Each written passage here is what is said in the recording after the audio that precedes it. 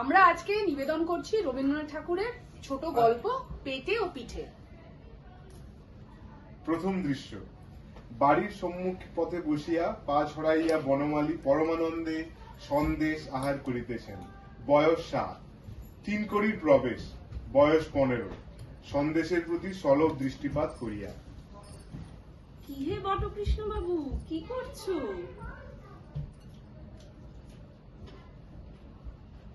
উত্তর দিচ্ছ না যে? তোমার নাম বটকৃষ্ণ নয়? না, অবশ্যই বটকৃষ্ণ। যদি হয়, আচ্ছা তোমার নাম কি বলো? আমার নাম বনমালী। ছেলে মানুষ, কিচ্ছু জানো না। বনমালীও যা, বটকৃষ্ণও তাই, একই। বনমালীর মানে জানো? না। বনমালীর মানে বটকৃষ্ণ। বটকৃষ্ণের মানে জানো? না। বটকৃষ্ণের মানে বনমালী। আচ্ছা, বাবা তোমাকে কখনো আদর করেও ডাকে না বটকৃষ্ণ? না। ছি ছি, আমার বাবা আমাকে বলে বটকৃষ্ণ, মেধুর বাবা মেধুকে বলে বটকৃষ্ণ। তোমার বাবা তোমাকে কিচ্ছু বলে না? ছি ছি। বাবা আমাকে বলে ভূতু। আচ্ছা ভূতু বাবু, তোমার ডান হাত কোনটা বলো দেখি? এইটে। আচ্ছা, তোমার বাঁ হাত কোনটা বলো দেখি? এইটে। আচ্ছা ভূতু বাবু, এইটা কি বলো দেখি?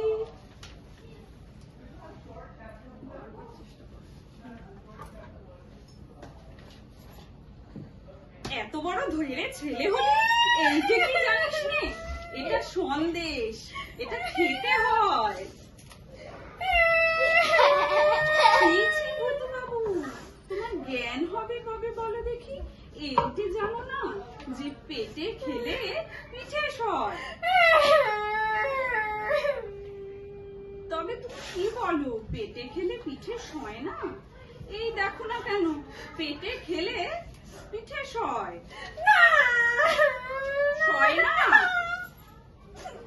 তা হবে, তোমার তাহলে সয় না দেখছি, যার যেমন ধাপ। তবে থাক, তবে আর কাজ নেই। তবে এই স্থির হলো, কারো বা পেটে সমস্তই সয়, কারো বা পেটে কিছুই সয় না, যেমন তুমি আর আমি। সহসা বনমালীর পিতার প্রবেশ। কিরে ভূতু, কাঁদছিস কেন? বোন, কথার উত্তর দাও, বাবা জিজ্ঞেস করছেন। আমাকে মেরেছে। আগে পাড়ার একটা ডান পিঠে ছেলে খামোখা মেরে গেল, বেচারার কোনো দোষ নেই। সন্দেশগুলি খেয়ে ভূতু বাবু ঠোঙাটি নিয়ে খেলা করছিল। ভূতু, কে মেরেছে রে? ও মেরেছে। আগে হ্যাঁ, আমি তাকে খুব মেরেছি বটে। কার না রাগ হয় বলুন দেখি?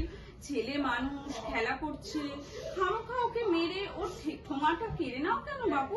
আপনি থাকলে আপনিও তাকে মারতেন। আমি থাকলে তার দুখানা একত্রে রাখতাম না। যত সব ডান পিটে ছেলে পাড়ায় জুটেছে। বাবা, ও আমার আরে আরে, সন্দেশ। ও কথা বলতে হবে না। কি কথা? আগে কিছুই নয়, আমি ভূতু বাবুকে আনা দুয়েকে সন্দেশ কিনে খাইয়েছি, সামান্য কথা। সে কি আর বলবার বিষয়? তোমার নাম কি বাবু? আগে আমার নাম 3 কড়ি মুখোপাধ্যায়। ঠাকুরের নাম? ক্ষুদিরাম মুখোপাধ্যায়। তুমি আমার পরম আত্মীয়। ক্ষুদিরাম যে আমার পিসতো ভাই হয়। চলো বাবা, বাড়ির ভেতর চলো, জল খাবার খাবে। আজ পৌষ পার্বণ, পিঠে না খাইয়ে ছাড়বো না। যে আগে। আজ রাতে কিন্তু এখানে থাকবে, কাল মধ্যাহ্ন ভোজন সেরে করে বাড়ি যেও। যে আগে। দ্বিতীয় দৃশ্য। অন্তঃপুরে 3 কড়ি পিষ্টক আহারে প্রবৃত্ত। ডান হাতের ব্যাপারটা আজ বেশ ভালোই চলছে। বাবা, চুপ করে বসে থাকলে হবে না, এই চারখানাও খেতে হবে। যে আগে। ভূতুর বাপের প্রবেশ। ও কি, ও পাত খালি যে, ওরে খালাসতে পিঠে দিয়ে যা। বাবা, খেতে হবে, এরই মধ্যে হাত গুটলে চলবে না। যে আগে। পিসিমার প্রবেশ। ও বউ, 3 কড়ির পাত খালি যে, হাঁ করে দেখছো কি? ওকে খানদাসের পিঠে দাও। লজ্জা করো না বাবা, ভালো করে খাও। যে আগে পিসে মশাইয়ের প্রবেশ। বাপু, তোমার খাওয়া হলো না দেখছি। এই দিয়ে যা, এদিকে দিয়ে যা। পাতে খান 15 পিঠে দে। তোমাদের বয়সে আমরা খেতুম হাঁসের মতো, সবগুলি খেতে হবে তা বলছি। যে আগে দিদিমার প্রবেশ। ও বউ, পিঠে তো সব ফুরিয়ে গেছে, আর একখানাও বাকি নেই। কি হবে? আর কি হবে? পিঠে চিঠি আর খাবে? পিঠে আর খাবে? আগে না, সে কি কথা, আর দুটো খাও। আগে না, আর আবশ্যক নাই। তৃতীয় দৃশ্য। পরদিন 3 কড়ি শয্যাগত, পাশে বনমালী।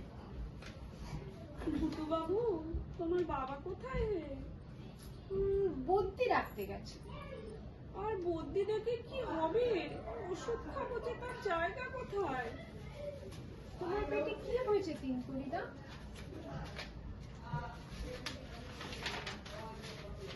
যাই হোক গে, কাল তোমাকে যা শিখিয়েছিল মনে আছে? আচ্ছা, কি বলো দেখি। পেটে খেলে পিঠে শাক। আজ আরেকটা কথা শেখাবো, কথাটা মনে রেখো।